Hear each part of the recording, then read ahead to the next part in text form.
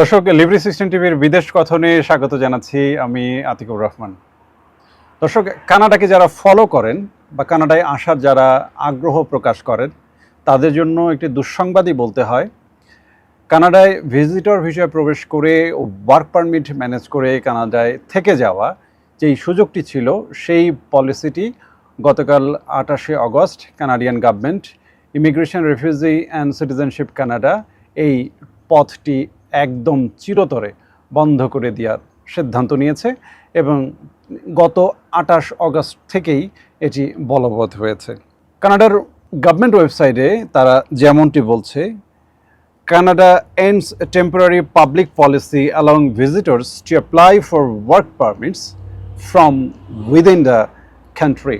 তারা যেমনটি জানাচ্ছে, Immigration, Refugees and Citizenship Canada IRCC has ended a temporary policy that allows visitors to apply for a work permit for within Canada effective immediately.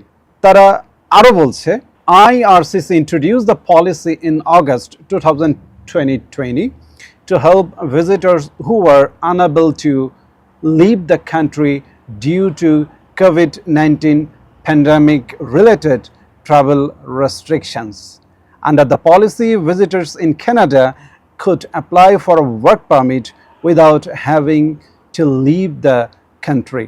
মূলত এই কানাডাতে visitor ভিসায় এসে work permit manage করে কানাডায় থেকে যাওয়া, এই সুযোগটি সৃষ্টি হয়েছিল 2020 সালে যখন সারা বিশ্বে মহামারী করোনার প্রকোপ দেখা দিল।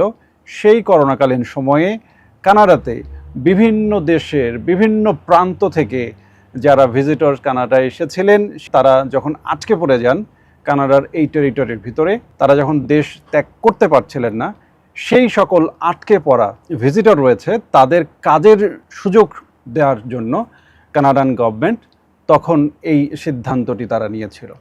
তারা এজন্য নিয়েছিল, কোভিডকালীন সময়ে যেহেতু একটি অনাকাঙ্ক্ষিত একটা অবস্থার মধ্যে ভিজিটররা এখানে আটকা পড়ল, এবং সেই সকল ভিজিটরদের কিভাবে এই দেশে থাকার ব্যবস্থা করা যায় এবং তারা যেন কাজ করে নিজ খরচে এই দেশের সব কিছু বন্দোবস্ত করতে পারেন, সেই সুযোগ সৃষ্টি করবার জন্য তারা এই পলিসিটি সেই সময় অ্যাডপ্ট করে। যে এটি যেহেতু চলছিল, ঠিক কী এমন ঘটলো যে 4 বছর পর গভর্নমেন্ট কানাডা এটিকে বন্ধ করে দেওয়ার সিদ্ধান্ত গ্রহণ করলো? নিশ্চয়ই এর পিছনে কোনো যথোপযুক্ত কারণ রয়েছে, না হলে তো কানাডিয়ান গভর্নমেন্ট এই সিদ্ধান্ত আসলে গ্রহণ করতো না। গত কয়েকদিন ধরেই আমরা কানাডিয়ান মেইনস্ট্রিম মিডিয়াগুলোতে এবং পত্রপত্রিকা দিয়ে এগুলো নিয়ে লেখালেখি এবং আলোচনা আমরা শুনছিলাম। খোদ কানাডার প্রধানমন্ত্রী জাস্টিন ট্রুডো এ বিষয়ে তিনি বেশ কথাবার্তা বলছিলেন, এবং সবশেষ গতকালের যে ব্রেকিং নিউজ, সেটি আমরা যখন ওয়েবসাইট আমরা জানতে পারলাম বা মেইনস্ট্রিম মিডিয়াগুলোতে যখন পাবলিশ হলো, তখন আসলে আমরা জানতে পারলাম বা শিওর হলাম যে কানাডিয়ান গভর্নমেন্ট এই পলিসিটি 28 অক্টোবর আর রিনিউ করছেন। তাতে করে ভিজিটর ভিসায় কানাডায় প্রবেশ করে ওয়ার্ক পারমিট ম্যানেজ করার যে প্রথাটি ছিল, যে পলিসিটি ছিল, সেটির দরজা চিরতরে বন্ধ করে দিল এই ট্রুডো গভর্নমেন্ট। দর্শক, তাহলে আমরা এর নেপথ্যের কি কাহিনী রয়েছে বা কি বিষয়ে রয়েছে সেটি একটু আমরা জানবার চেষ্টা করি।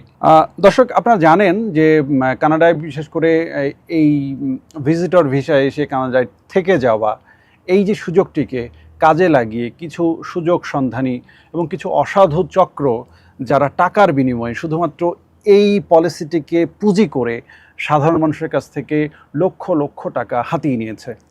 এরকম শুধু বাংলাদেশ না, বিশ্বের বিভিন্ন প্রান্ত থেকে, ফিলিপিন সহ অন্যান্য কান্ট্রিতে বসে এরকম অসাধু চক্র আছে, যারা মানুষকে প্রলোভন দেখিয়ে, শুধুমাত্র এই প্রলোভন দেখিয়ে যে কানাডায় লিমা প্রসেসের মাধ্যমে, লিমা অনেকেই আপনারা জানেন, লিমার এক্সপ্লানেশন হচ্ছে লেবার মার্কেটিং ইম্প্যাক্ট অ্যাসেসমেন্ট। এই যে একটি সংস্থা রয়েছে, এই অ্যাসেসমেন্ট সংস্থাগুলোই মূলত ওয়ার্ক পারমিটগুলো অ্যারেঞ্জ করে থাকে, এবং সেই সংস্থাগুলোকে তদারকি করেছে কানাডিয়ান গভর্নমেন্ট, এবং তাদের ভিতরেও বেশ আর্থিক লেনদেনের যে একটা যোগসূত্র তারা সেটি খুঁজে পেয়েছে।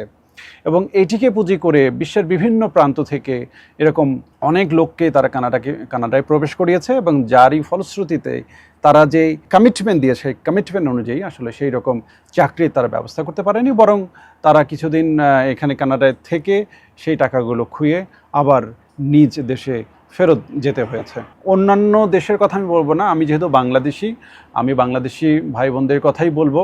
এরকম বাংলাদেশে অনেক ভাই বোন আছেন যারা অনেক স্বপ্ন নিয়ে, এক বুক আশা নিয়ে কানাডায় এসেছেন এখানে থাকবার জন্য, চাকরি করবার জন্য, এবং একটা সুন্দর একটা জীবন গড়বার জন্য, বাচ্চা কাচ্চাদের ভবিষ্যতের জন্য এখানে পাড়ি দিয়েছেন দেশের অনেক কিছু ছেড়ে। তাদের জন্য এটি একটি দুঃসংবাদ বলা যায়। বরং তারা অনেক টাকা খুইয়েছেন, লক্ষ লক্ষ টাকা প্রতারণার শিকার হয়েছেন। এরকম প্রতারকরা তাদের এরকম লক্ষ লক্ষ টাকা নিয়ে লোপাট হয়েছে। এই অসাধু চক্রটি গত 4 বছরে এরকম অনেক বাঙালি ভাই বোনদের কাছ থেকে অনেক অঙ্কের টাকা নিয়ে আসলে তাদের কাঙ্ক্ষিত সেই চাকরিটিও দিতে পারেনি, বরং তারা কানাডায় স্থায়ীও হতে পারেনি, যেটি একটি বড় কারণ বলে তারা মনে করেছে।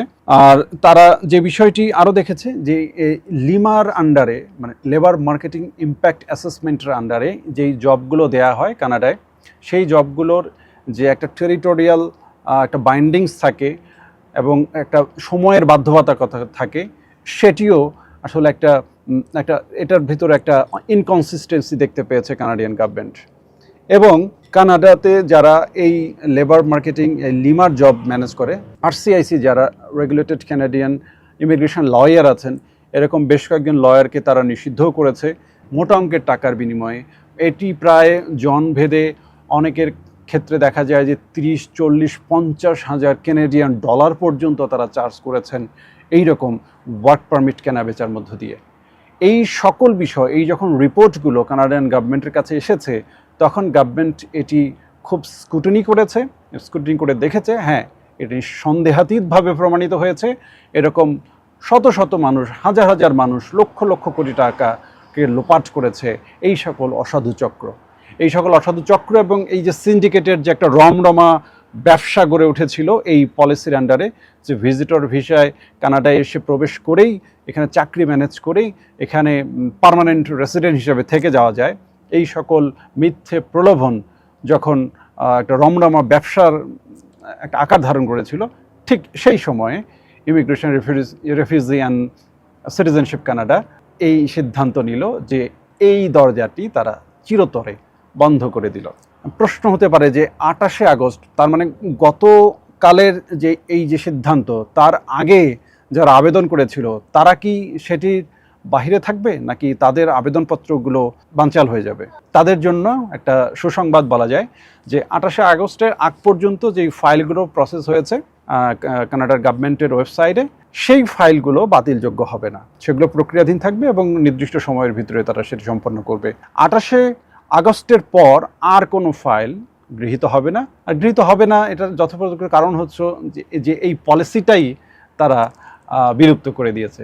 সুতরাং বাংলাদেশি যারা ভাই বোন রয়েছেন বা যারা এরকম আছেন যে কানাডায় এসে তাদের ক্যারিয়ার করতে চান বা কানাডায় এসে স্থায়ী হতে চান, টেম্পোরারি রেসিডেন্ট বা পার্মানেন্ট রেসিডেন্টশিপ নিতে চান ভিজিটর ভিসায় এসে, আসলে এরকম প্রলোভন কোনো এজেন্সি বা কোনো সংস্থা বা এরকম ইমিগ্রেশন এজেন্সি যদি দেখায়, তাহলে আপনারা নিশ্চিতভাবেই মনে করতে পারেন যেটা প্রতারক চক্র শুধুমাত্র প্রতারণার বলি করবার জন্য, লক্ষ লক্ষ টাকা হাতিয়ে নেবার জন্য আপনাদের এরকম প্রলোভন দেখাতে পারে। সে বিষয়ে আপনারা নিশ্চয়ই সজাগ দৃষ্টি রাখবেন।